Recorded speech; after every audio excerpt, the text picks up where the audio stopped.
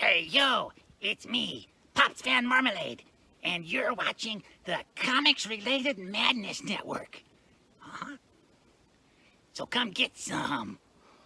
CromCon. CromCon.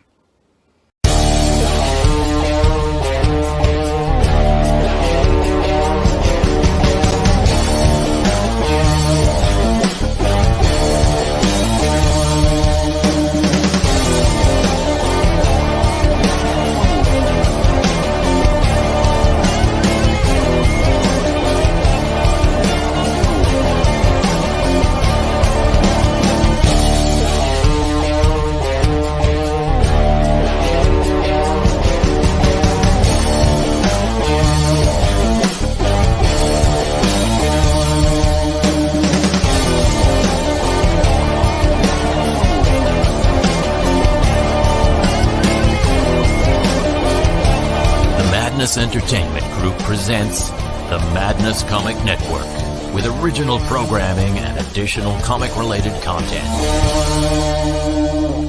Hey, we want to shout out to our sponsors, Daytona Beach Comic Con. If you are a fan of comic books, if you're a fan of comic book conventions, and if you like meeting comic book creators and getting comics and comic-related stuff, then you need to make your plans to attend Daytona Beach Comic Con. This year's show is September 7th and 8th. Silverline will be there, so you should make your plans to be there too. We'll see you there. If you like comics and find yourself in the Orlando, Florida area, doesn't everyone come to Orlando at some point in time to see the House of Mouse? But when you're here, you need to make it a point to visit Coliseum of Comics, especially the one on East Colonial Drive. They carry Silverline Comics, even a limited edition Coliseum of Comics version of our comics. So, when you go, be sure to ask for Silverline Comics and tell them we sent you. OCD stands for Orlando Collector Deviants. OCD, Steve and Trish, they're a family of geeks who promote geek things, particularly those around the Orlando, Florida area. They're big supporters of Silverline, and we think you should be supporters of theirs too. Go give them some love.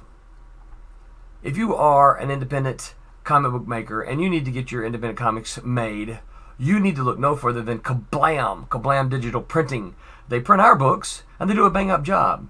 They're not only trusted by Silverline, but many, many independent comic book makers. Head on over to kablam.com and see for yourself just how easy it is to have your comic printed by them. And tell them Silverline sent you. Hi, this is Tim TK, host of That Silverline Show on Tuesday. Join us at 11 p.m. Eastern, 8 p.m. Pacific every Tuesday night as we discuss pop culture and the joys of making comics. Hi, I'm Barb Kilber, co-host of Silverline's Wednesday Wham. Join us each Wednesday nights as we discuss comics, literature, movies, and anything else that may catch our attention. I'm Roland Mann, and I host Silverline's Silver Sunday. Join me every Sunday at 8 p.m. Eastern as we make mine Silverline.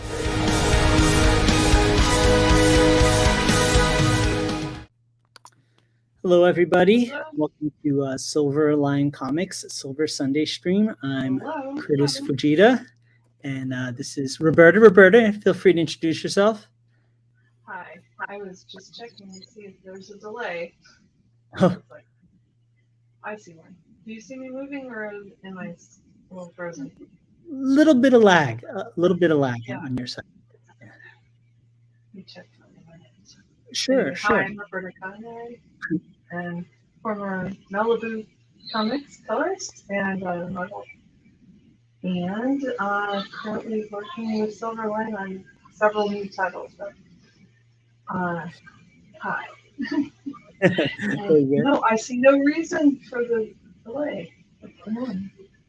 If you wanna log off and log back on, I'll kind of just do the intro and stuff, and then let's take it from there. Let's try that. Okay, yeah, so everybody, welcome to Silverline Sunday. This is for Silverline Comics. We are an independent comic book publisher. Just wanted to say hello to everybody. Today's topic is going to be us discussing about team-ups in comic books, team-ups in film, movies, animation, what have you. Ones that we've seen and like, and one that we've yet to see, things that we want to see coming up. So while you're here, don't forget to please like, share, and subscribe. And also, this episode is sponsored by our sponsors, Coliseum of Comics on East Colonial Drive in Orlando, Florida. Make sure to check them out. Also, a big shout out to our friends at Kablam Printing And also, don't forget Daytona Beach Comic Con is coming up in September. That's Saturday, September 10th, and also Sunday, September 11th. And that's at the it's in Daytona. So go ahead. We're going to have a lot of our guests there, a lot of our staff and artists. We even have Peter Clinton coming all the way from the UK for it. So make sure to check that out. So we'll go ahead and get started. But usually what we like to do when we're doing a stream is we like to go ahead and have some art. So while Roberta's getting everything together, I'm going to go ahead and start streaming some of my artwork. And let me go ahead and pull that up. It'll be just a moment. Right here. So what you're seeing here is this is my upcoming Silverline comic book called Shadow Ghost. I teach Kung Fu and I create comic books. So this is the Kung Fu comic by a Kung Fu master. And this is one of the many fight scenes that takes place. So you can watch this as I'm working on it. So we'll just kind of get into it. As far as team ups, one of our major titles is Silverline team up, and that's Champion and Miss Fury. And so that brings together Miss Fury, who's a character that's in the public domain, almost like a Catwoman, Batman kind of character or Batwoman kind of character, and one of Roland Mann's characters, Champion. So we're bringing those two characters together. The first issue is out, and we do plan on having further issues coming up. So that's an example of one of our team ups. I'm going to go ahead and let Roberta back in the stream. Hello. Oh, there you go. Okay. All right. Sorry about that. Not a problem. Not a problem. Much better. What you working on? Oh, yeah. So this is just one of the pages for Shadow Ghost. I did all the flats. So I'm just kind of going in and starting to do some of the rendering and stuff like that. That's cool. Yeah. Thank you.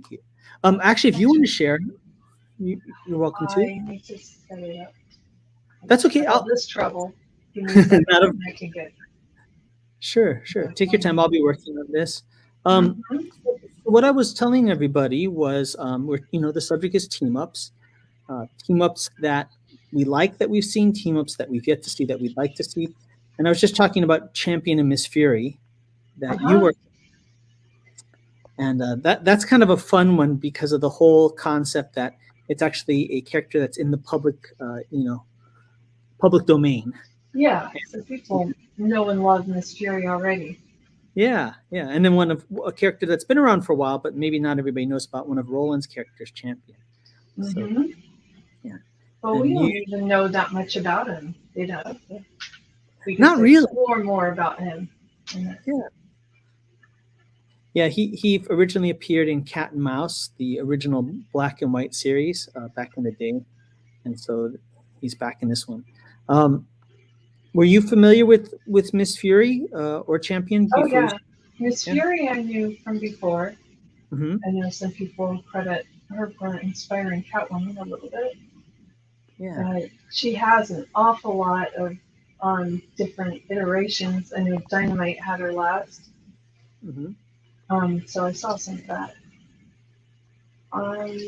But yeah, I don't know everywhere she's been. So I think because of the series, it's made me want to dive more into her. Totally. I know Roland wrote an earlier version of Miss Fury back in the day for Malibu Comics. And I think even recently, aside from just our book, I think Billy Tucci did a version of Miss Fury for one of his recent crowdfunding campaigns. So okay. Yeah. So still a really prevalent character.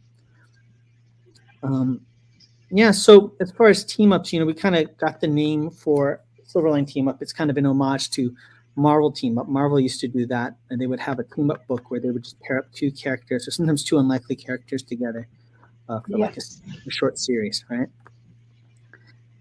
So the purpose is to kind of throw you off, right? It's like, why did they be together? Definitely. Do you have any team ups that stand out for you as far as comic books go? Ones that you like or kind of had an impact on you? I might have to think about that still. Not sure. Team ups are always kind of. I think the ones that I remember were more the Marvel ones because it's so many crossovers. Yeah, definitely did that. I think what I'd like to talk about is, since we now have a very large group of books in Silverline, what ones are we thinking of crossing over? That's what I'd like to talk about. Perhaps if we can get some just guesses, not because we're not going to give away anything. But what would be fun from our group, Definitely. Do you have any in mind ones that you'd like to see within our kind of Silverline Comics universe, as it were? Yeah, I think Twilight Prime and Steam Patriots need to get together. Oh, that'd be trippy. That'd be really trippy. I like that. Well, that's kind of the good thing with like vampires and that kind of like supernatural, right? They can go in any timeline, right? Yeah, you can throw them anywhere, and I'd like to see what would happen to them. One that I think would really fit really well is Divinity and Divinity and Kalis. Just they both have that kind of X-Files vibe, That would work. Yeah, and they're We both could definitely meet. Yeah, I think that would be. They both have the kind of government after them feel. Yeah. Oh, totally. I think those would be really good. So that's kind of my. And then I think those would be good. Good suggestion. I think other ones would be, definitely all the street level heroes. Would definitely be a good fit. Like, of course, Cat and Mouse with like I know Sniper and Rook is originally has some draws inspiration from Cat and Mouse, so that'd be a good pairing. Yeah. Switchblade. Yeah. Yeah. That'd be neat. Yeah. So I think those would be potential ones. I don't know what we could do with Trumps, but someone needs to come in there. Yeah, I know, right? I wonder. I'm not sure. You could always do some type of something happens in the timeline. Trump's in Bear. Trump's in Right. Bear. But you know what? Weirder things have happened. Like I thought one of the funniest team ups back in the day with Marvel was Archie versus the Punisher. Oh my god, I love that. Yeah, this is so weird. I mean, it's like you just never, but they actually did it, and that's kind of what made it so cool. That was kind of funny. So yeah. So never say never. Okay, I think I finally got my page up. It took me a while. I'm sorry. Oh no, not a problem. Let me hop off, and we'll have you go ahead. And when you're ready, feel free to share what you're working on. It's a lot of clicking to share, isn't it? Definitely. There we go. So, All right. the pendulum page. Nice. See it? All right. There we go. He's concocted something. Cool. And he's dark and brooding. I love this. That's why I colored that panel first. It was just a down. That's good. Now, when you do the flats, do you generally just do the midtones first and then kind of pluck out the highlights and the shadows, or do you have a specific?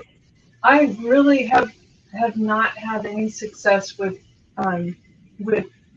having one or the other be first, because you can take away. It's like it could be additive where you just pull the darks in and then you hit the highlights and the midtones work. But I've also liked it sometimes where I've had the shadow color first and I cut it away and then load in the midtone and then start brightening up the highlights, and that works too. It just gives it a little bit of a more painterly feel to start from the midtones, I think, because then I want to kind of sculpt it one way and then sculpt it the other way. So that process I think I like a little bit more, but it tends to be very dramatic if I do the shadow tone, lay that in and then just cut a hard edge out. That kind of gives me some ideas too. But just, sometimes you just need to be inspired on how you're gonna approach it. No, definitely. I remember I was watching a documentary on the original Batman the Animated Series, and what they did for the backgrounds was like Bruce Timm and the whole team, like they specifically chose to have black paper, and of course this is back in the day when everything was analog.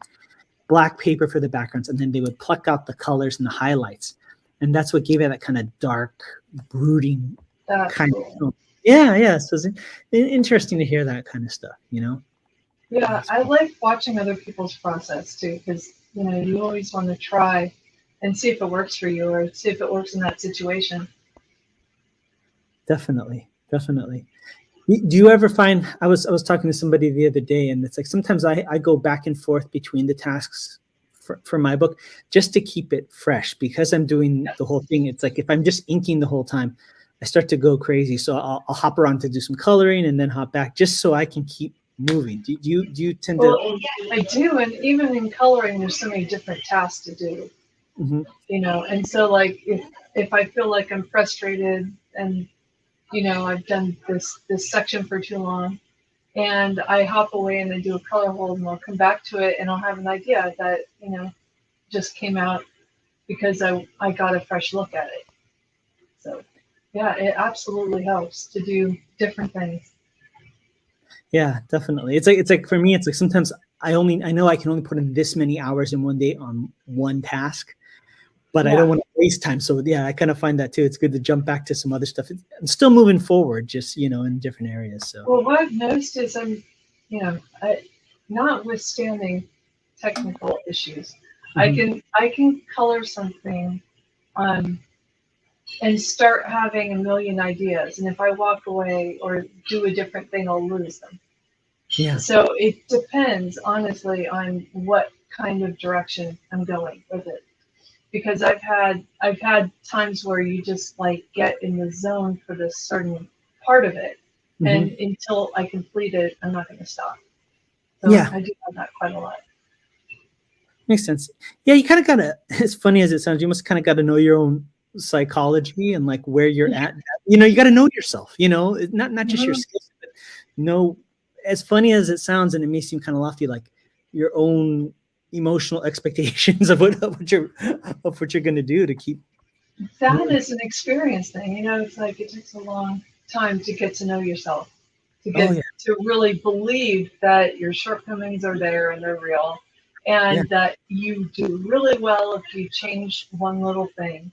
And just work with what is coming to pass as your best flow. Find the best time of day, find the best arrangement. If you're in music, you have to be comfortable and, find your inspiration. And that's where I go. Definitely. Try to maximize for time, because time is always the problem. Well, isn't that's the essence of being a professional artist rather than just an artist for art's sake, right? When you're a professional artist, you have to find those kind of shortcuts or those kind of ways to get back on track, because there is a deadline and there is expectations. That's something that I don't think they teach in art school, because you got to kind of learn that for yourself, what that means to you. Yeah, your deadlines for your school projects are not that hard. Yeah. It always felt like it was, but it really wasn't. And then you got into the real world, right? Yeah, you get in the real world, and then their deadlines are pretty significant. Yeah. It makes it much harder. Yeah. So yeah, I think knowing how fast you can do something is really good to know.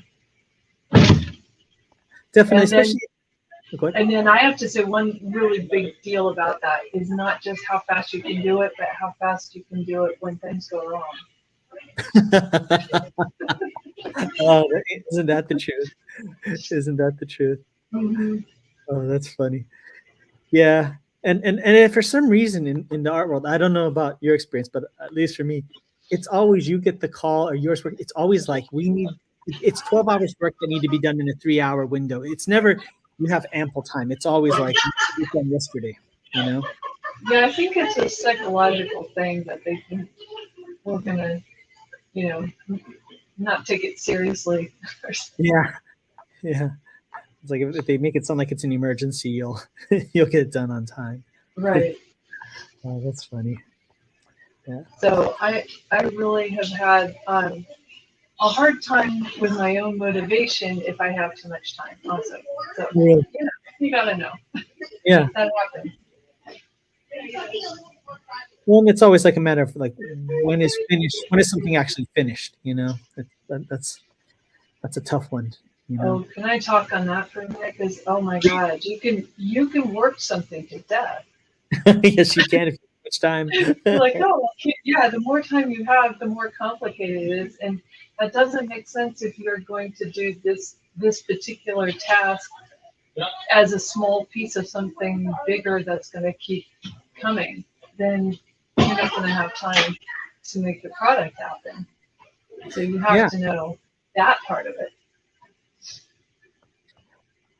No, that's very true. And then there's also like when you start something, and this is kind of where art directors come in play, or directors or what have you. It's like the expectation you hit at the beginning, like in a comic book. The level of detail on that first page is you're establishing what the expectation is for the rest of the book, right? So you want to put a lot in, but not so much you can't repeat it. Yes, exactly. So that's funny. Yeah. So anyway, well, back to team ups. Let's see. Is there any team ups that you, let's say in TV, like a TV or movies, like a crossover or something like that, that kind of stands out for you that you liked or impressed you? Let's see. I think they were starting to do that with those. Let's see, the shows that were kind of in a group with I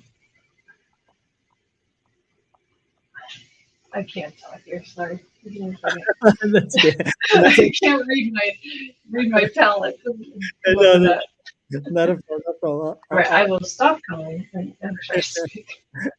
It's so funny. Crew today, so we both have to.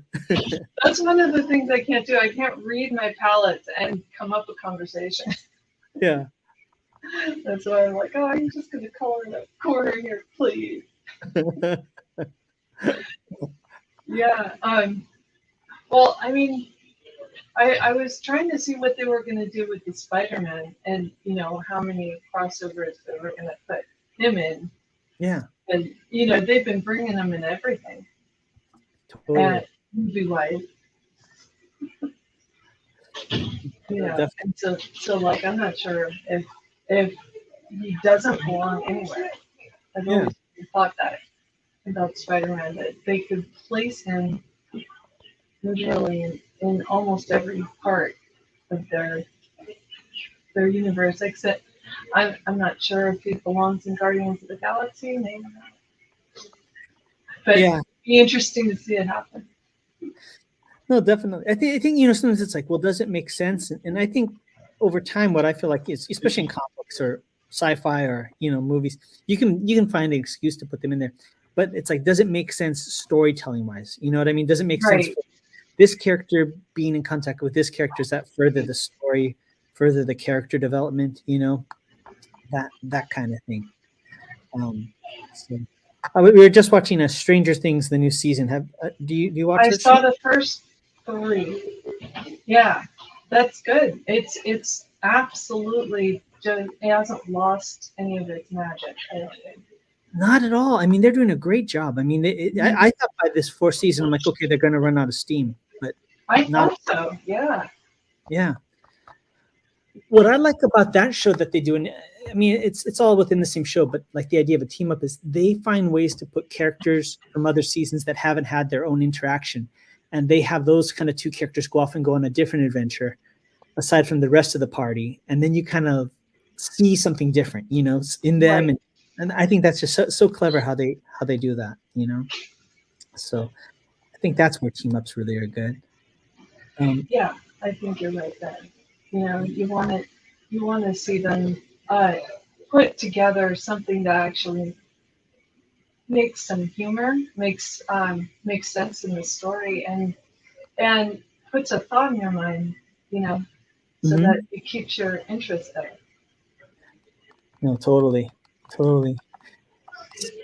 So the team that I've always wanted to see in movies, and I even talked to our old our friend Dave Olbrich when he was working at a company called Space Goat at one time. And they had the license. Great name. It's a great name. It's a great name. And they had the license to the Evil Dead comic books. Oh my God, did they? How did I not know that? Oh, yeah. And at the same time, our other former coworker, Ross Ritchie at Boom Studios, had the license to Big Trouble in Little China. And I've always wanted to put those two characters together, Ash from Evil Dead and Jack Burton from Big Trouble in Little China together. Yeah. So that would be one of my most desired crossovers. I'd honestly like to see Ant-Man go anywhere. I really would. Because he'd be funny everywhere. Oh, totally. Definitely. I would like to see them just put him in, small and then just blow up somewhere. Yeah. So I like him. Yeah. Really like him. I think one of the, I don't know if there's a sometimes crossovers usually start with like verses, right? But I thought one of the fascinating. Yeah, there's always like the battle. Yeah, I thought the craziest one, but was done real, was when Neil Adams did Muhammad Ali versus Superman. That was crazy. Oh God, yeah, what an idea. Yeah. It's a good one. Yeah, definitely. What about cross comic book characters? Like if we could get a Marvel or a DC character to come Silverline. I know Roland might think that's sacrilege, but we're just being theoretical here. Oh well, character. I was spitballing something. I think it'd be funny to see Aquaman and someone like Wolverine. Because how would you come up with where they are?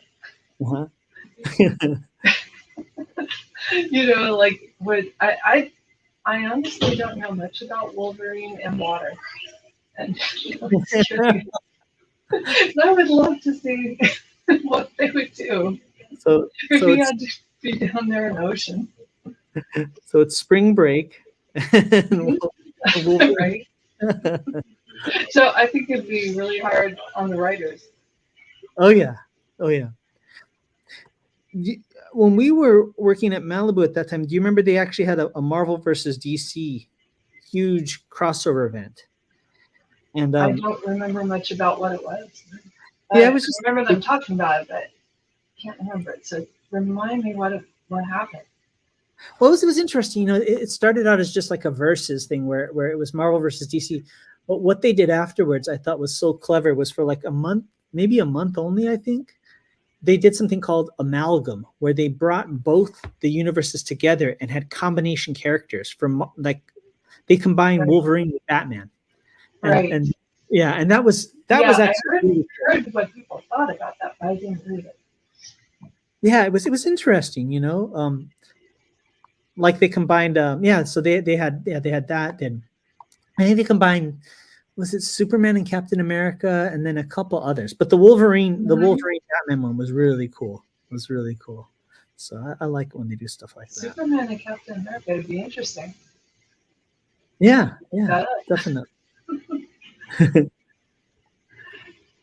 Yeah. One of my favorite combinations, I think I said it before, but there was a DC Comics Elseworlds where they combined Superman and Batman called Speeding Bullets, and it was such a cool story where they made it that when Superman or Kal-El, when his rocket landed, it didn't land in Smallville, it landed in Gotham, and he got adopted by the Wayne family. And so when the Wayne family got killed, then he became Batman. So it was Batman with all of Superman's powers, and he had a really bad attitude. It was really cool. So I like that a lot. Yeah. So Is it just us tonight? I think so. Tommy said he might swing by, but I think he was finishing up at a convention or something like that. Okay. Yeah, it was funny. I didn't fully catch it. I'll have to ask him exactly, but he was saying that I guess he told somebody that he inks digitally, and I guess somebody at the convention got angry and walked away from his table, which I think is ridiculous. But Oh, I think what I saw him talking about was that they wanted some advice on how to be a better inker based on what pen he used. Oh gosh. So they were angry that he wasn't consistently endorsing some particular, you know, like that's going to make them better. Oh yeah, totally. Everybody wants that one and done thing, right? You know? Yeah. As opposed to the reality, which is like, no, you just have to do the work, which nobody wants to hear. It's you know? in your brain. It's really not in the tool. Mm-hmm. No, If you can't see it, then you can't put it down anywhere. And, you know, sure, you can have tools that inhibit your progress for sure. Mm-hmm. I have to say I've been more angry at digital than I have been in a while. And I almost wish I could go back to color. By hand. Yes. My thing is backing files. I mean, that takes a while when you were trying to really like archive your stuff. That takes a while to do that, you know? Mm-hmm. It does, yeah. Yeah, it's really hard. Yeah. But there's a free flow to it, which is, you know, very nice. And I think if you get going with a project like that, it's kind of hard to start and stop. And with digital, you can get off it, and you don't have cleanup, and you don't have, you know, to rearrange your room. Yeah. How are you with because I mean I watch when you're doing it, but I hate to admit I don't really take a look at like your layers. But are you able to be super organized with your layers as you go through it, or do you go through it kind of fast? You're talking, non-stream. I will have more layers. Okay. What I can't do is talk and read. So, so during the stream, I tend to like keep collapsing so that I have everything like on one layer. Yeah. So what I tend to do is I'll make a selection with say the shirt, and then I'll float it to its own layer and lock it if I'm lucky. I remember to lock it where last time I kept forgetting. Oh. Yeah. And I get this blend that went across the whole page. I'm like, okay. But what I like about locking it is that, you know, everything you do only affects that spot. So, so you can have a very, very painterly approach to it. So I can take, you know, a paintbrush and draw on it, or take a blend tool. So what I've been liking to do is have just the one layer for that. But the layers that I tend to like to separate out is I take the background on for everything and keep that, you know, so that I can make adjustments as I see maybe a tone change needs to happen. Then it's easier to change all of the mood. Nice. Yeah, well, so I'll keep the characters on their own layer. Cool. And then sometimes effects on top of that would have, like if there's fire everywhere, I would separate that into its own thing. But otherwise, it doesn't need too many layers. I tend to have like 8, I think, in general. That's good. Well, welcome to the show, the sensation that's sweeping the nation, Mr. Tommy Flormonte. Yeah. Hey, hi, Tommy. Hey, Tommy. How's it going? I have not turned this on forever, and I've got like 5 of this talking. Hold on, give me a minute to try to get this figured out. Yeah, I have my own debacle, so no worries. Hello. We hear you. Okay. All right. I think I got just one of you, well, 2 of you in my head instead of 10 of y'all. So there we go. That's better. So how you doing? How is the convention?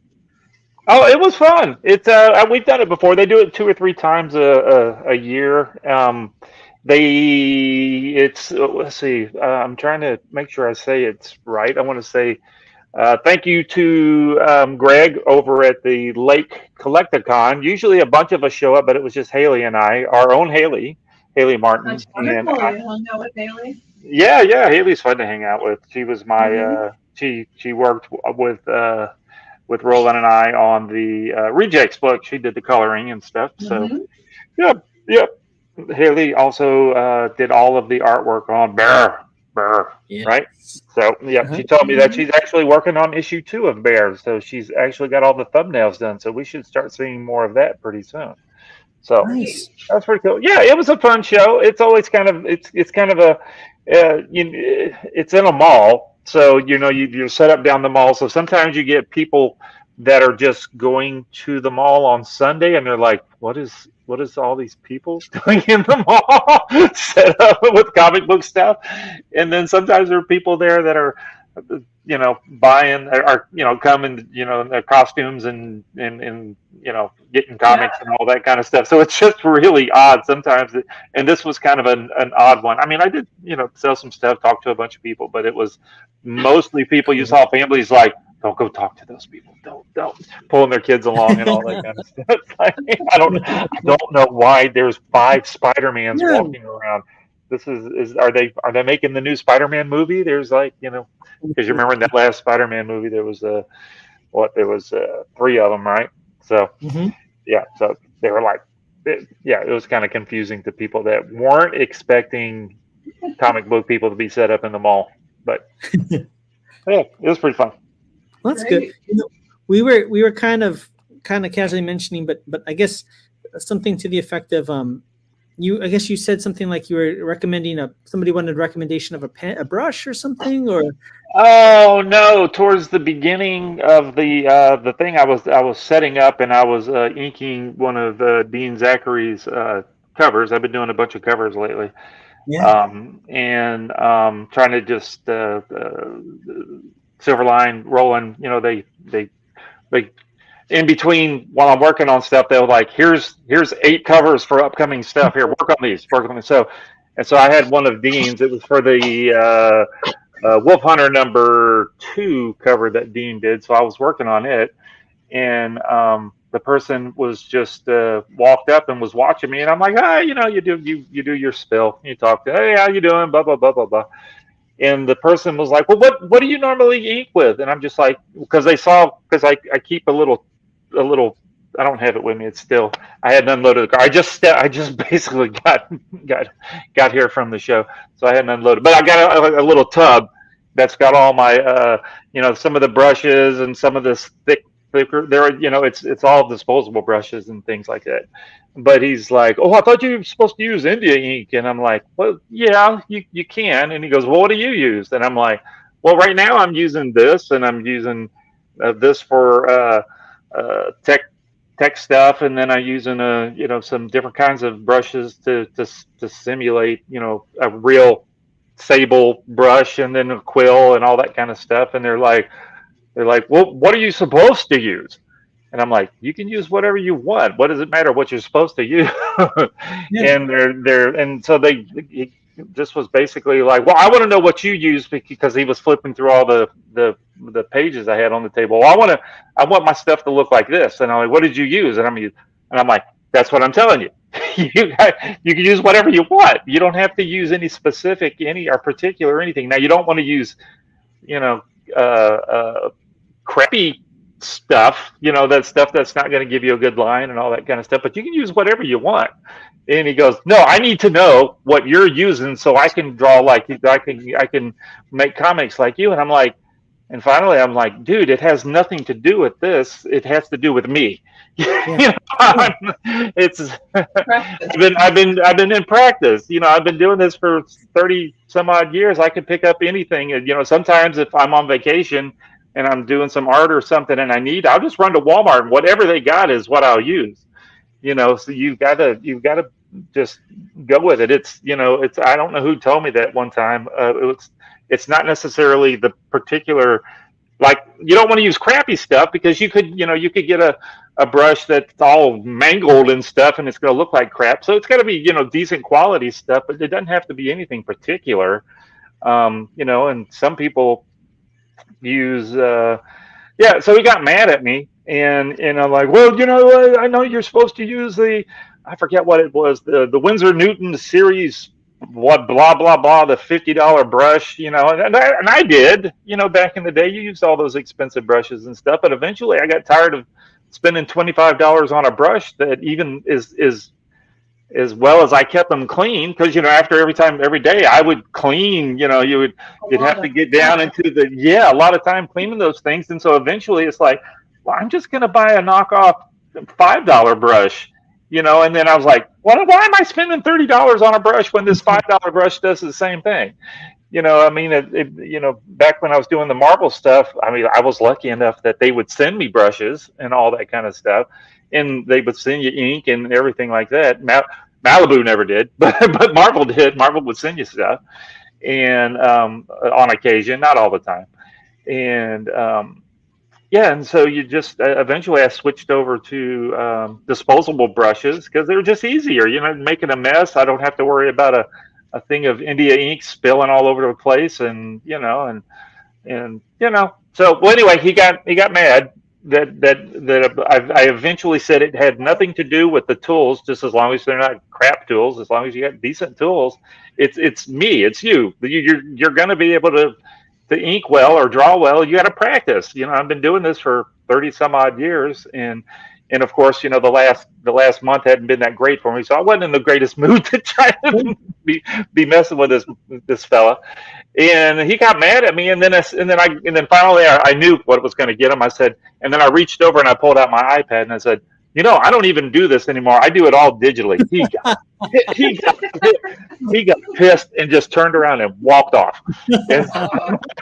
And Haley was sitting there behind me, and she was like, "Did he just walk off?" And I'm like, "Yeah, he just walked away."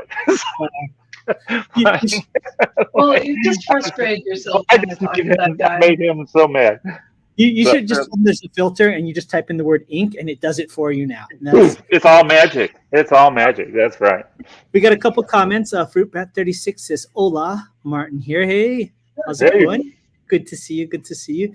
And Royal Airship says, "Tommy, talked you up a lot at Pittsburgh today. Trying to send some business your way." So I'm trying to remember who Royal Airships was. I know who it is. I think I do. Who's Royal Airship? Are we supposed to say? Rory. I think that's Rory. Oh, okay. Hey, Rory, what's going on? You guys were at the show. How come I wasn't invited to the show? I wouldn't have been that great of a person to come anyway. But I'm sure there'll be more opportunity. But yeah, that's funny, Tommy. People want like a quick answer, right? Oh, here we go. Yeah, they really do. They want to just start to draw. Hey, Rory. They want to just be able to just to start. I picked up some paper and now I'm ready to draw comics. So you got to work on it a little bit. There are some of the artists that it's like, where did this guy come from? And you go, oh, I didn't do anything, and all of a sudden I'm drawing Spider-Man, and like, all right, well, you're a miracle. I don't know what happened, but the rest of us, we have to work on it. Yeah, the rest of us normal human being. Roy says to Tommy, "You always have a standing invite." So. Oh, all right. Next time for sure. Yeah, but no, definitely, it's like it's kind of one of those things. It's like, well, there's something attached to the brush, right, or the pen. It's my hand, which is connected to the arm. That's right. With this, and that goes up the arm here. Let me show you the picture. The camera goes this way, and then it comes up the shoulder, and then it goes into your head, and then you gotta, yeah. Royal Airships goes on to say, "Come to Columbus in December for Galacticon." Galacticon. I like this. That's kind of name. Yeah, that sounds like a Transformer. That's awesome. Very cool. And he says, "And I'll definitely see you in December," which is very cool, at Daytona on September 10th and September 11th. Check. Oh yeah, absolutely. So Tommy, we were talking about team ups just in broadly and kind of going over different things, team ups that we like and we feel have been successful, ones that we'd like to see. Are there any team ups, going back to comic books, any team ups in comic books that stand out for you or that you really enjoyed or you thought were successful? You know, when I saw I was at the show when I finally earlier today when I finally got what the subject was going to be, and I'm like, oh no! And I started trying to brainstorm a little bit, and you know, my head's been all over the place lately. So I was trying to think of, you know, my big old team ups were all of just the Marvel team ups. That was mostly my favorite character. We all know Spider-Man with everybody. So not any one particular, but you know, it's just so cool that they would team him up with just everybody. The janitor, you know, the mailman, Spider-Man team ups with the postal delivery guy, you know, just any old everybody. And I just always I love those team ups. I can't think of any particular ones right off hand, but just you know, Spider-Man teaming up with anybody was always fun for me.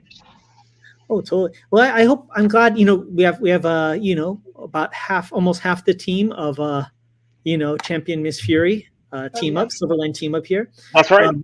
I hope that becomes a ongoing thing for us at Silverline, that we have other team ups, you know. Well, I think, isn't that what Roland the plan? I mean, you're part of the planning of all this kind of stuff. So isn't that what you know, Roland and I, when we go bike riding, we talk about it every now and again. Yeah, he wants to, once we get through this 4-parter, I think it's supposed to be.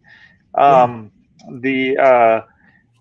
think he plans on, or y'all plan on doing another something. It may not be Miss Fury and Champion, it may be something else, but or some of the other characters, or just some characters that aren't even part of any of the current books. So, well, totally. I think it would be interesting. I think the interesting trend of starting with the first team up is having a public domain character and a Silverline character. I think from a sheer marketing standpoint, it's really good because you get the brand recognition of a public domain character with one of our exclusive characters. That might be interesting to see, you know, what else we can come up with, you know. Maybe it should be Kurtis and Sherlock Holmes. I was going to say Sherlock Holmes. That's right. Yeah. No, you and Sherlock Holmes. Maybe we'll draw you as a comic character in there. There we go. And it'll just me doing this every time he says something smart. I go, like that. What do you reckon, Kurtis? What do you think? Yeah, I think that's good. What do you say? Exactly. But yeah, Sherlock Holmes and Twilight Grimm, where vampires invade Victorian London. Oh, that'd be good. That sure would be. Need to throw Twilight Grimm at everything. Everybody needs to go.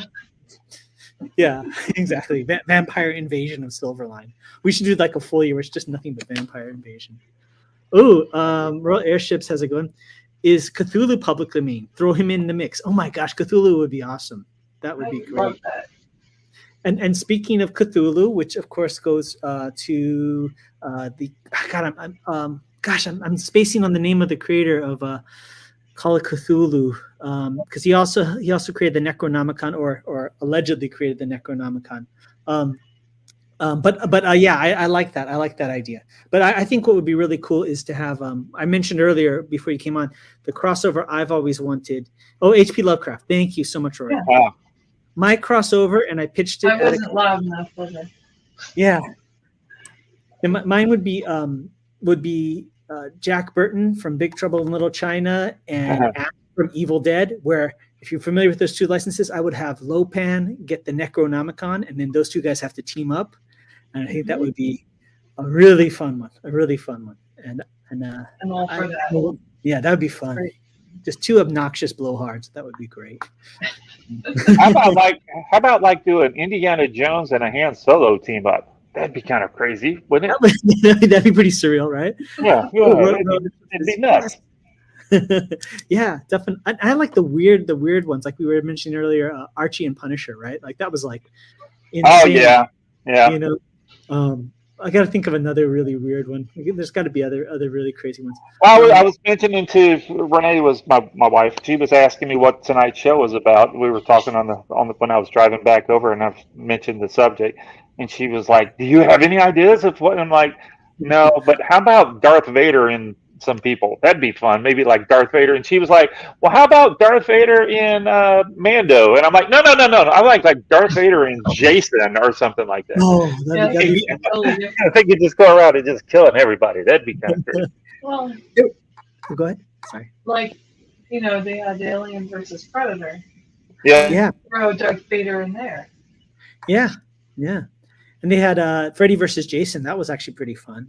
That was a good one. That was fun.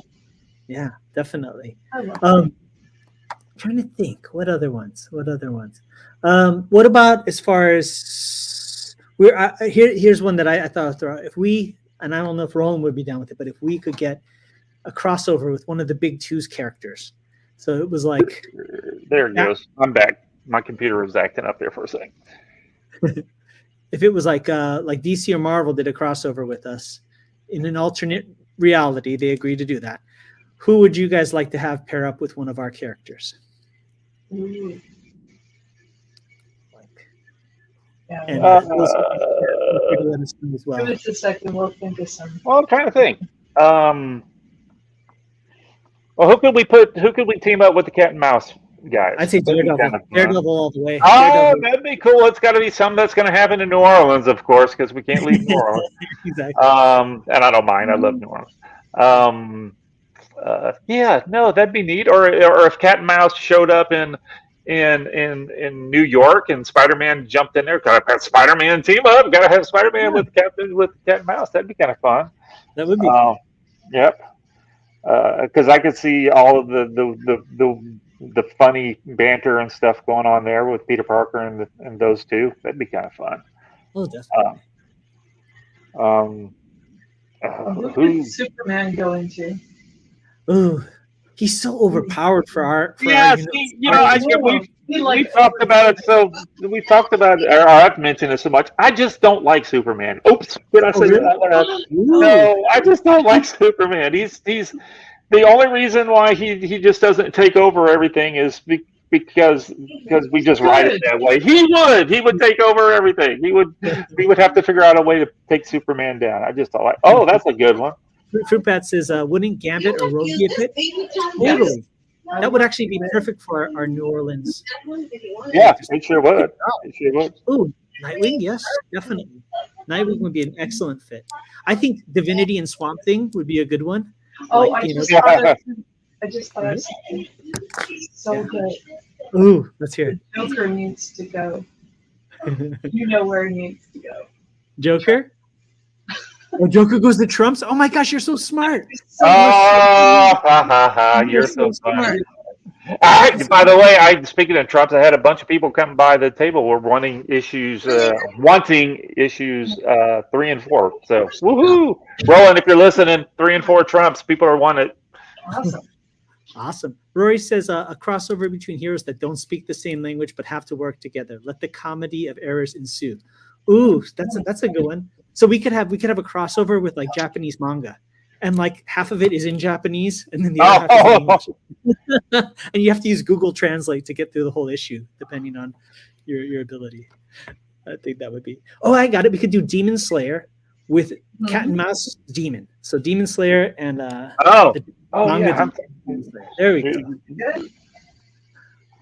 Yes, Rory likes that idea. Joker and Trumps. Yeah, that would be awesome. He could take over. All of a sudden, he jumps in there. Speaking of the Joker, about the show today, there was a guy walking down the I don't know why this was the weirdest thing, and Haley and I were talking about it. A guy was walking around in a Joker outfit, and he was walking around with a machine gun, walking down the mall. And the first time I saw him, I'm walking by. I'm like, that's a great Joker outfit. And then I'm like, oh, I should go punch him or something because he's walking around with a machine gun. Was it like a airsoft, or do you think? Yeah, it was a fake gun. It was a little plastic gun kind of thing. But it's like, dude, what? This is not. Why would you think that was a good idea? I'm sorry. Sidetrack. Sure. I did a squirrel moment there talking about the Joker. Fruitbat 36 says Lone Wolf and Cub somehow get brought into the current by the demon. Yeah, Lone Wolf and Cub, the famous samurai series, which is great. If any of you watched Mandalorian, not Mandalorian, actually, it was the recent Boba Fett series, and there's a part with Mandalorian. You mean Boba Fett DeLorean? Yeah, exactly. There's a scene which literally, spoiler alert, there's a scene with Luke Skywalker and Grogu that literally is taken from that samurai series. So, wow. if you can watch it, it's the first 5 minutes of that samurai series they used for that the opening of that part. But yeah, good stuff. Yeah, so from DC, so Batman could always. I mean, I always think so many of our characters are very street level, as far as the superheroes go. So Batman, of course, and Nightwing, like Fruitbat said, those are really good ones. I'm trying to think who else. Batman could show up in New Orleans for something, all dark and gritty with the cat and mouse stuff and the demon and all that. That'd work. Yeah, Champion and them running around. Yeah, definitely. Wonder who else. What villain? I really think you nailed it with Joker though. Wouldn't that be awesome? Yeah, you have something like the Joker in Trump gets like knocked out or gets killed, and then the person standing over him is the Joker that we know. Joker. I was like, oh no, and he takes over. Yeah. No, totally. I'm trying to think. What other? There was one crossover. I don't know if you folks are familiar. This is a funny one, but it made perfect sense to me. Was years ago there was the Sony movie studio hack. I don't know if you folks remember when that happened, and all these emails got released to the public because they did a movie that was making fun of the head of North Korea, right? Yeah. So they released it. So you got to hear about all this stuff in development. And one of the things in development that I thought actually sounded good was they were going to do the 21 Jump Street, the new version, the movie with Jonah Hill and Channing Tatum. They were going to do a crossover with them and Men in Black is what they were thinking about.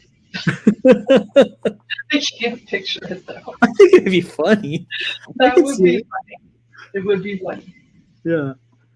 Fruitbat says, I think the name characters are a little too much. It feels like it needs to be background players. Yeah, I could see it like the kind of second tier characters. Yes. Yeah.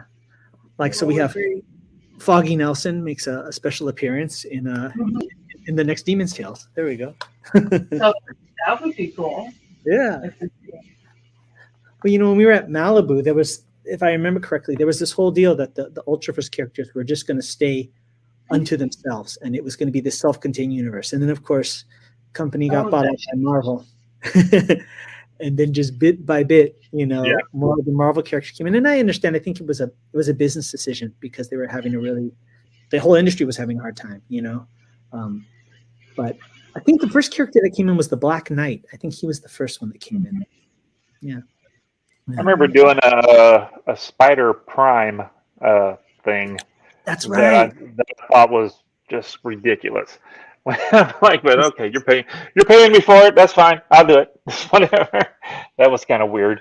What were some of the other Malibu Marvel crossover things that they did? Was Nightman ever in anything? I always thought Nightman would have been a good one to. But Nightman and Gambit. Then Nightman and Gambit. Fruitbat says Green Arrow. Yeah, Green Arrow is totally a character to come into the Silverline kind of universe. I still remember there was this one piece of artwork I may have mentioned before, but it never got released. But they got Tim Vigil, if you know his work, it can be considered a bit risque. A little bit, sometimes. A little bit. And Malibu got him to do a cover of. We had Nightman versus Wolverine was one of the other books, and when he submitted it, it was a picture of like Wolverine standing over Nightman, and he had decapitated him and was holding him. That sounds like Tim Vigil, doesn't it? Oh, totally. And I think somebody actually submitted it to Marvel, and I think I heard that was it Mark Grunwald or somebody. They just faxed back just the word no. That's all it said. Yeah, they did not want that. That's like you had a Prime versus Hulk. Yeah.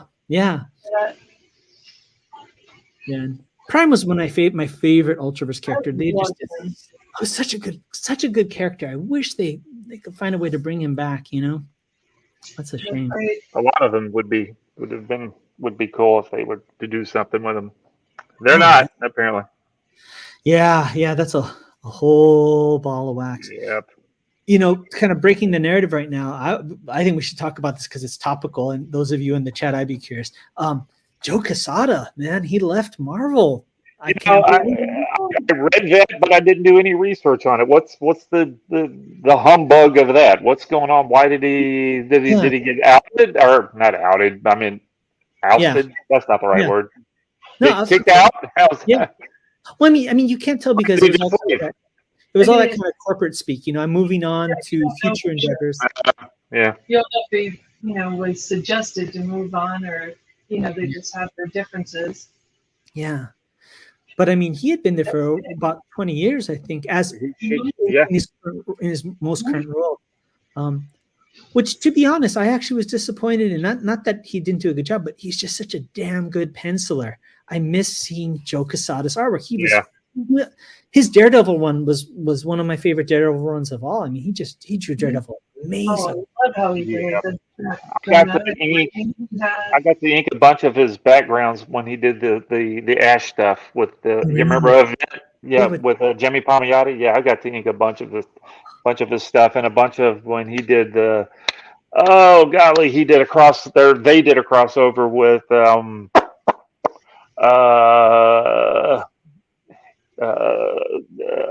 what is the big red character with the big horns that are chopped off? What's the guy with the big arm? Hellboy. Hellboy. Yeah, they had. You remember that Hellboy crossover that they did with yeah, I got to ink a bunch of that. That was pretty fun.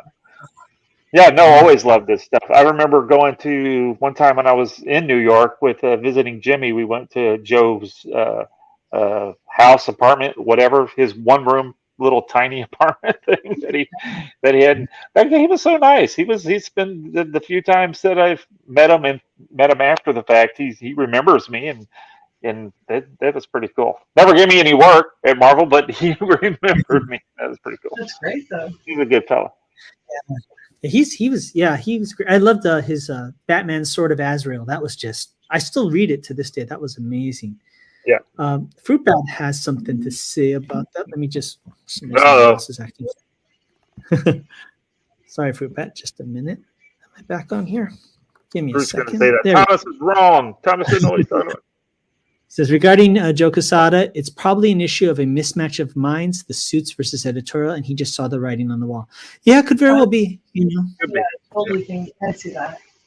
Yeah, I mean that was not to get too specific, but I mean those kind of politics, we saw and I saw at Malibu towards the end, and it was it was a learning experience to see how people navigate that and how it's unfortunate, but usually the people who are the most influential are often the first to go because, the people that either want to take over power or creative control or whatever want to oust those people. And it's unfortunate because usually the people that are the most loyal to the company, the most influential are the first to go. So could very well be. It also could be that it's, we all know that the and DC too, but the Marvel and DC numbers are not that great. So maybe it's time, it's probably a Disney thing. They were like, time to shake it up, get rid of the people. Maybe we can get something going again. I don't know. Yeah. No, true. That could very well be the case. That's one thing I've heard about a lot of Hollywood studios and stuff like that is as soon as a new person comes into a leadership role or whatever, they just clean out all the top brass right off the bat. Wipe it out. Yeah. So like new opinions and. Mm-hmm. No, definitely. Yeah, but yeah, good luck to him, and I'm sure we'll see more from him. And personally, if I get to see more of his actual original art, that would be really good. What has he done? What has he actually done lately? I mean, besides other than his, as the role of being the publisher, president, whatever in particular, what the role was. What has he been able to draw anything lately at all? Do you know? I don't think so. I mean, at least not an actual book. Maybe he did a pinup or something here and there, but I don't recall seeing anything. So yeah, I don't either. Yeah, maybe the best thing for us as comic book fans is to have him kind of back in the trenches. But yeah, I'd say I was actually talking to somebody who worked at Extreme Studios, back in the day. Mm-hmm. I was speaking with him the other day, and we were talking about how some of the image style at the time was really hot, but nowadays looking at things, there's certain, I'll be frank and I won't say which ones, but there's certain image artists that back then I thought were amazing, and the art style didn't really age well. But then there's other people who really have like for instance, Mark Silvestri and Jim Lee. I can still look at their stuff right now, and it aged really well. It And really it's is just timeless, honestly. definitely. And Joe Quesada's in that area too. Those guys are full-blown illustrators, you know. Fruit Bat says the overarching direction has shifted so much. It was likely an issue of banging his head against the wall until he just said, I'm out. I'm done. Yeah. I mean, no shame in that, you know. Definitely. I heard somebody say, and I think it's true in work too. You have like a lot of times you have a good 5-year run. It's like a sports team where a bunch of creative people come together and work on a project or at a company, and there's a certain energy during that 5-year period, and you can't replicate it. And then people go away or new people come in, and it changes to something else, you know. And I definitely feel that way in comic books, that creative teams kind of come together and you have a great run of a specific character or what have you, and then time moves on. So that could be the case. Maybe our government should do that a little bit. Let me just say that the views of Thomas Flormonte are not endorsed by Silverline Comics or its affiliates at Silverline Publishing. I'm not talking about any particular one. All of our government. We've got some people that have been sitting around for way too long. Need to move on. Oh yeah. Need to move on. And it's like that. It's in the school system too, right? Sometimes you go like public schools, and it's just like you ever have that one teacher that's just superintendent that's there. Yeah. They're just writing it out and waiting to retirement, and you just they don't want to. They don't want to be there. They should have retired a long time ago. Oh yeah, definitely. Yeah. So, but yeah, I could definitely see that case. Well, I'm really looking forward to seeing what he does next. I don't think he's just gonna go away and we're not gonna hear from him. I don't think so either. I hope he does something fun. Yeah. I'm really sure he'll start doing his own thing for a while. Definitely. Yeah. So good luck to him. Yeah. Sure. So let's see any other crossovers, or not crossovers so much team ups. Team ups as in creative teams. That's something. What's a good run of a comic book where you feel like the team was just firing on all cylinders and was really strong? Is there any particular run of any book that anybody? Well, I mean, we're not talking like just like Avengers or X-Men, right? Those are single books that are all those are great, right? Yeah. I mean, I guess you don't consider like Fantastic Four a team up group because that's them, right? It always has been them. Have you ever seen them separate before the Fantastic Four? I mean, do you ever remember Fantastic Four that wasn't with them just separate, and then all of a sudden, hey, let's put them four together, and now we got no. It's always been them four, right? But you got all the X-Men folks coming in and out all the time. They've had their own books and then get drawn into the X-Men or the Avengers or that kind of thing. Or if the Justice League, all the 15 different Justice Leagues, all of the just like the Justice League. I remember back, what was it, in the 90s, Justice League Europe, when Captain Atom got brought into there and all those guys, that was fun. I thought that was a fun thing. I think Fruit Bat, and I was kind of alluding to this too, is a team up as far as not as the characters, but the actual creators. A good team up of a collaborative team. And Fruit Bat says Chuck Dixon and Scott McDaniel on Nightwing in the 90s.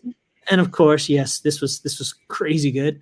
Frank Miller and Bill Sienkiewicz, I'm not sure if I'm pronouncing it right, on Elektra the Assassin. That was insanely good. Oh, yes. My favorite X-Men run is really good. It was like each of those pages were like art on like a poster unto itself, I love Paul Smith when he was working on X-Men. He didn't have a long run, but Paul Smith's run on X-Men with Chris Claremont is like one of my favorite runs. I wish it had gone on longer. That was insanely good.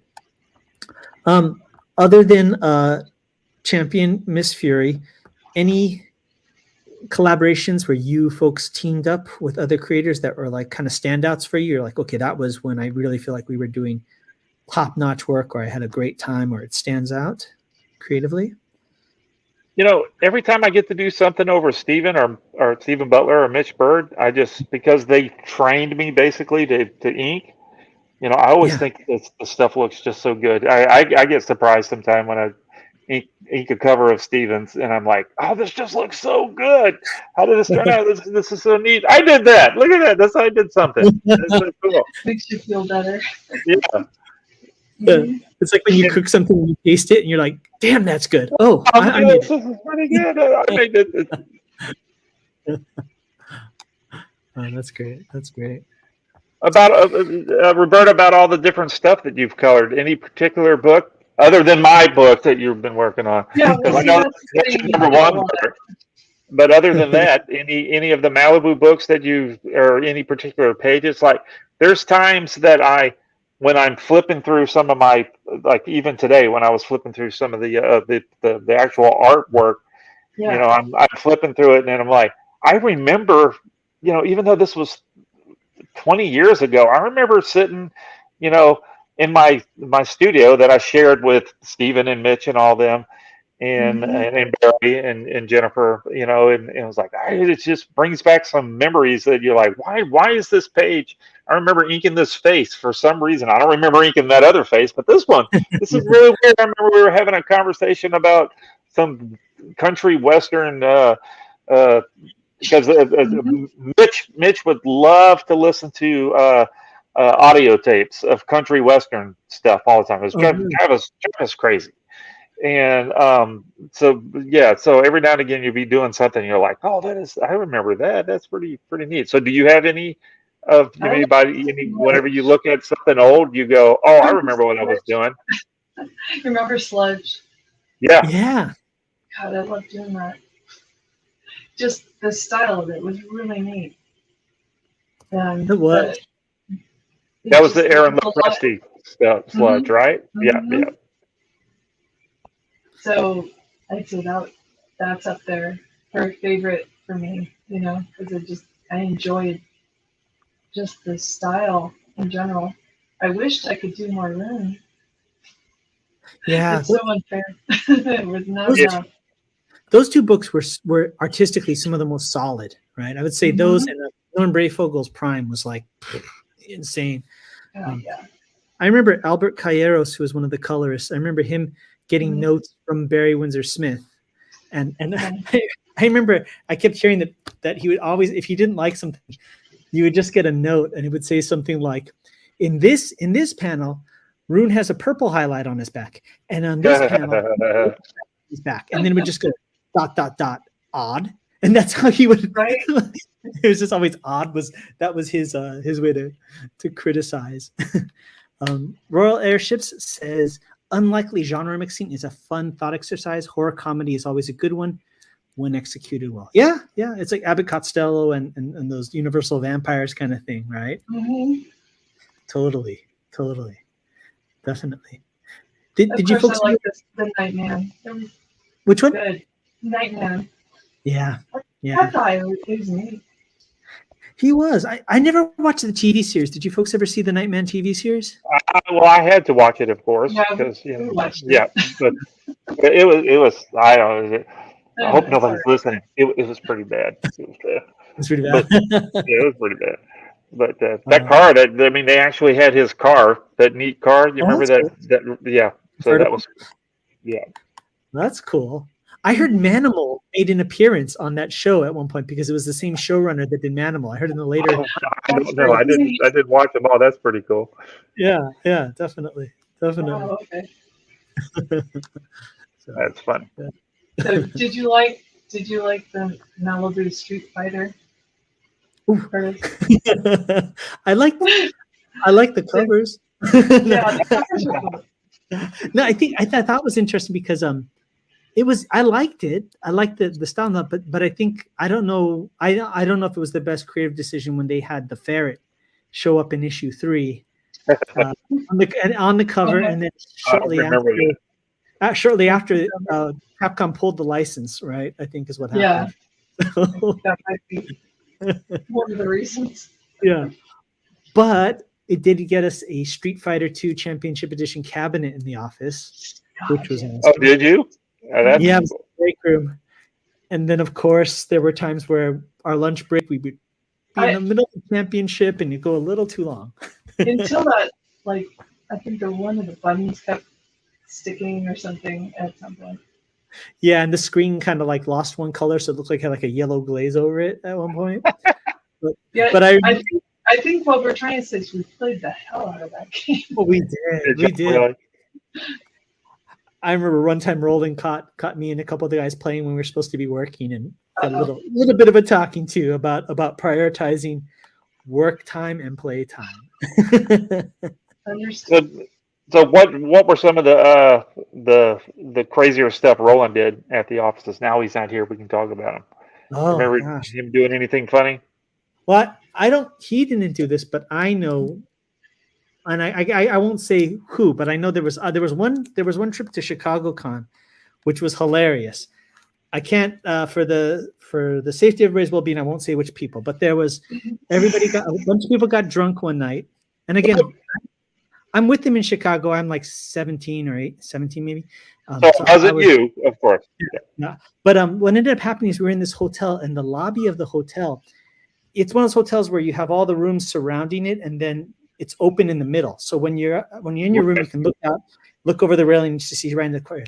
And they had created this kind of like display. It was like a clown display where they had like a clown mannequin and all this stuff.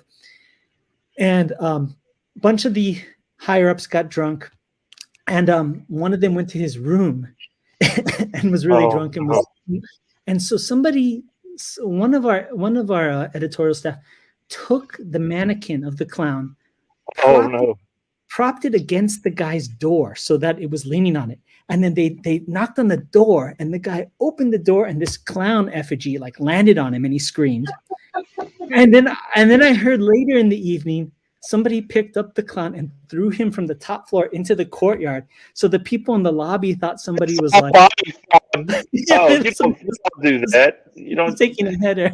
So yeah. So that was. Did Roland get in trouble for throwing that fake mannequin over the side? I don't think Roland was involved in that. So that gives you a little bit more information. It's starting to narrow it down. Maybe somebody who created Lord Pumpkin might have been involved in that. I don't know. But yeah, that was great. That was good times. That's a good story. Yeah, I think Roland always minded his P's and Q's. I don't think that I know of anything. No. Yeah, I know. I wouldn't have any like, he really, made a big deal out of something. He just did what he needed to. Yeah. Yeah. I think Roland he knew in his heart that he was too far away from home to mess up too much, because he's like, how am I going to get back to Mississippi now? if I'm stuck all the way over here? Yeah. Sounds like good life. Yeah, probably. Definitely. Yeah. Yeah. But so good times. Well, thank you for sharing that one. Yeah, exactly. I totally picture that. Yeah. I was so impressionable, and I remember way more than I probably should. Oh, probably you could eventually you can write a book. Yeah, definitely. It'll be called Sordid Tales: Behind the Scenes of a editorial assistant in Malibu Comics. Malibu Comics, yeah. It'll be on Amazon in about a month. So. Okay. Yeah. Wow. Many rubber band wars. What, rubber band wars? Yes. Yeah. Rubber band wars, since we have lots of those. You'll find them snapping people randomly. So was there ever a chance to do any of the crossover stuff with we're talking about Malibu stuff here a little bit, digging into some of that old stuff, but y'all were there. So was there any of the Malibu like Protector universe stuff ever, any talks of any of those, because some of those characters were kind of neat. Like I worked on a book, what was the book? Gravestone. You remember Gravestone? Oh yeah, Gravestone was cool. Yeah, Gravestone was pretty cool. And it's like, he would be really good over in the Ultraverse kind of stuff, but because of the way that it was structured, he was never going to get his chance to go bigger. But was there any other talk of any of the other characters ever jumping over to make it into an Ultraverse book? Not that I know of. I think the only thing, crossover. Yeah, I think the only thing they did was that they did that they rebranded it the Genesis line, and then they had all the other non-Ultraverse characters come together, right? So X-Mutants and Protectors and Dinosaurs for Hire, and they even had a couple issues where like Gravestone was with the X-Mutants as part of their series, and so that. But yeah, I think they really were early on. They were really trying, from what I could tell, to keep the Ultraverse its own thing with its own continuity. Yeah. So Royal Airship says this weekend was the furthest north Roland has ever been. He says little Roland in the big city is going to be a great one-off. And he says Roland experiences mass transit. Oh, the buggy for the where did y'all? Maybe you can post on there real quick. Where did y'all take him out to eat anytime? Yeah, we'll wait for him to respond. And how come you're on the streams? Why don't you just join? Why are you sending messages through? Oh well, he's not going to. Because I'm a Wednesday whammer. I may join the Wednesday show too, because apparently Steve Englehart's going to be on there, and everybody, everybody's going to be talking about so I can jump on there a minute and talk about the Nightman stuff, because he was the writer on Nightman. I really did like Nightman. Yeah, I think we should have a Pictionary live stream. What do you guys think? Where everybody's live streaming their doing Pictionary together. I think that would be fun. We could. I don't know why we could. That would be fun. Yeah, I think it'd be fun. Fruitbat 36 says, think we can convince him up to the Great White North?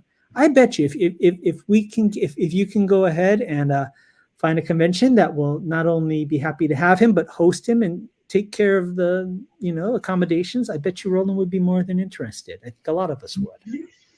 Yeah, Roland's been kind of talking behind the scenes about the potential of having a Silverline national tour. So yeah. Thanks. Rory says, I can't betray the Wednesday crowd. Definitely. I understand. He says he's also doing homework. Stay in school, kids. Doing homework. He's his own homework. He's finally going to graduate high school. Fruitbat 36 says maybe Calgary. I think Roland's pretty adventurous. I think he, as far as for comic books and spreading the Silverline word, I bet you he would be open to that. But I'm not speaking completely for him. But definitely let us know. Let us know if you can't get a hold of us here. You can just contact us on the Facebook page for Silverline Comics, and I'm sure it'll get to Roland. Royal Airships sent some emojis. Okay. So what is this one? I always see this one. Is that like the two hands? Is that a high five or is that praying? I don't know. You ever see that emoji? Let me see. I'll do a poll. Let me see that one. Look back on where it's in my face. Yeah. How do I see it? Do you have it up for me in the chat? Oh, I don't know how to do it. I'm an oldie. Fruitbat 36 says, I'll let him know what exists up here. Yeah, please do. Please do. So the two hands up are a high five. Oh, here's a high five. Okay. Mm-hmm. Okay. All right. Well, that's good to know. The thing that I hate is on Facebook, when you do the emotional reaction, the laughing one, the care one where it has the person like giving a hug is right next to the laughing one. Yeah. Somebody's like, yeah, somebody's like, being rude or being too nice. Well, I use don't tell anybody my secret. I use the little hug one is, I think you're an idiot. That's what I use it for. Oh, really? Oh, really? A lot of times it's like, I feel for you. You're so precious. That's what I use it for. They don't think so. They think I'm being nice or whatever, but it's like, no, I have pity for you. It's funny, your mad plan. Yeah, I mean, if I'm gonna love you, I'm gonna put the love one on there. Otherwise, the little hug love one is me laughing at you, saying that you're sad. Now we know. Now you know. Fruitbat 36 says, what's being colored right now? It's Pendulum. I don't know. That's correct? Right? Pendulum. The third book of Pendulum. And Pendulum, if I recall, is one of our Silverline remix books. So it was originally published a while back, probably in the 90s, as a black and white. Just like this. Yeah. Yeah, and it holds up nice. But by John Drury.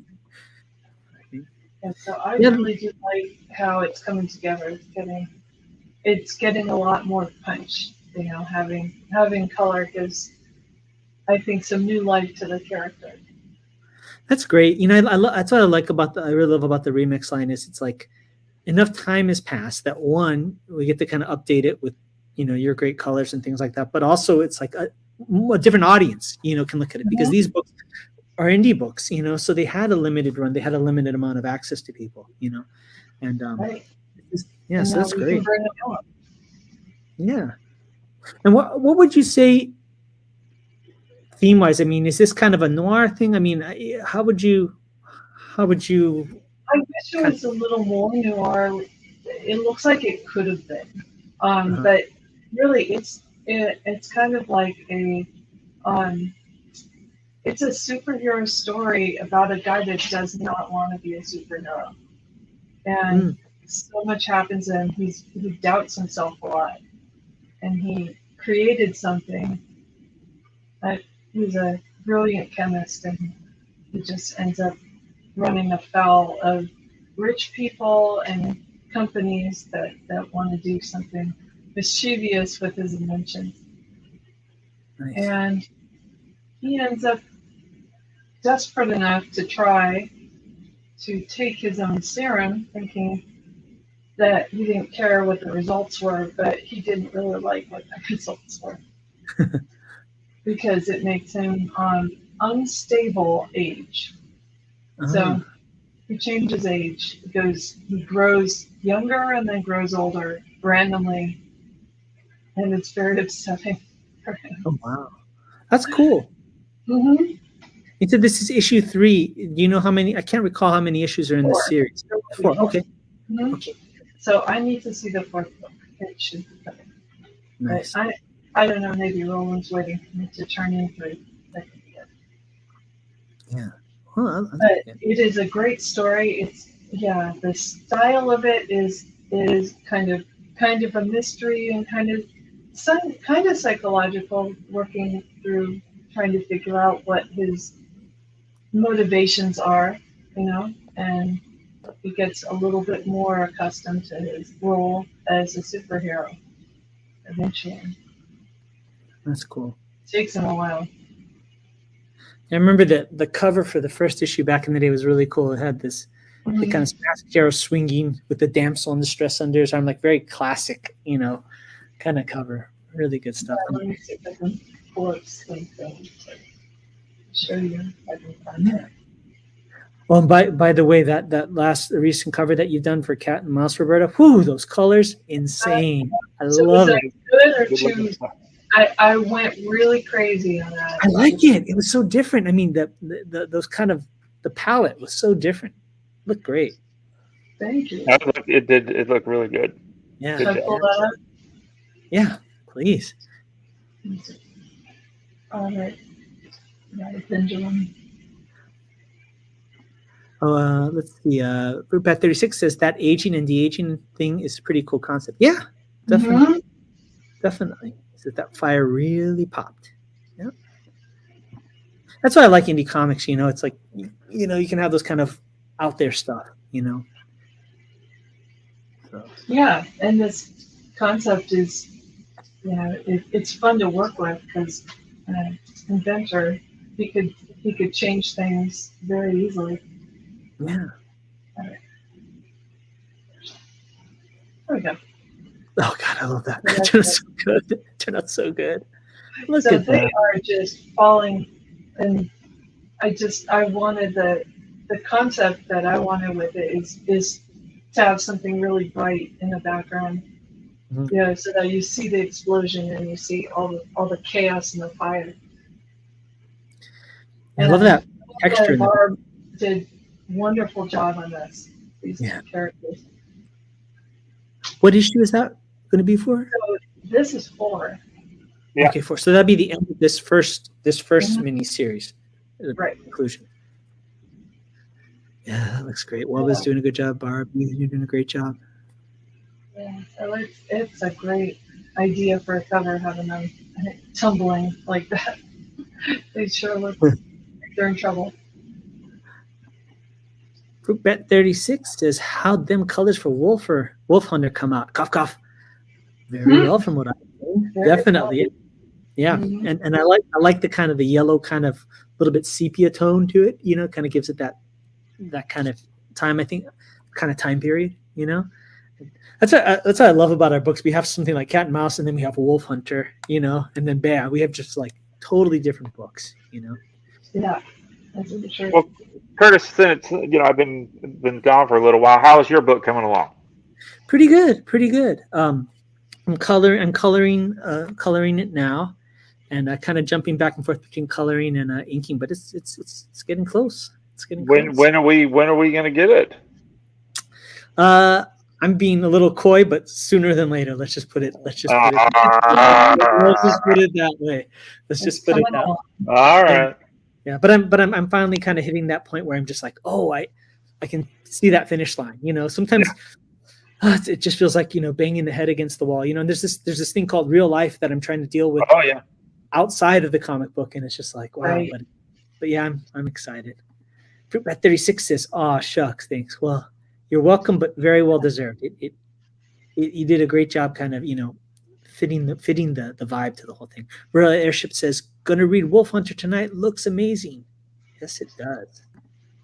Yeah, that book has a really fun opening. I love the opening's really cool. Very, very cinematic. Yeah. So. Yeah, we're excited for all these.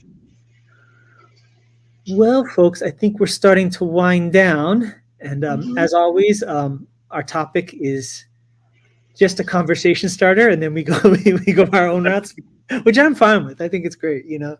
Did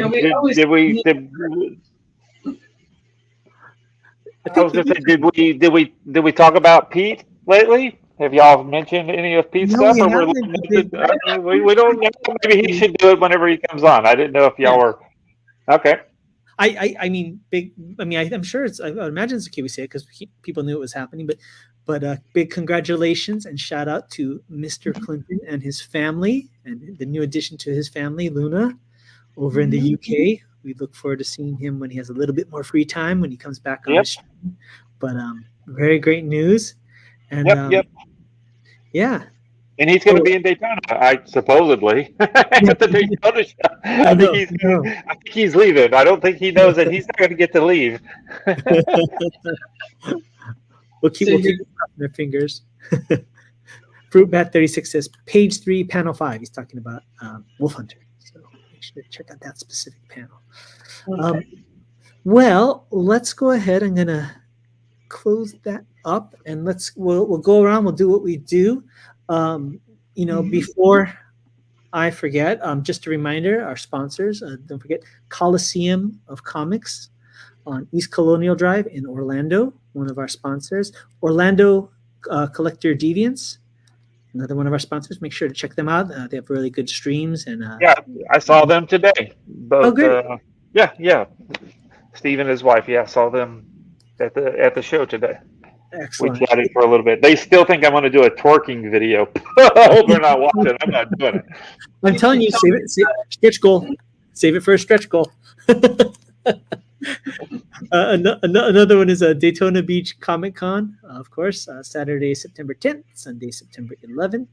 And that's at the Land Fairgrounds.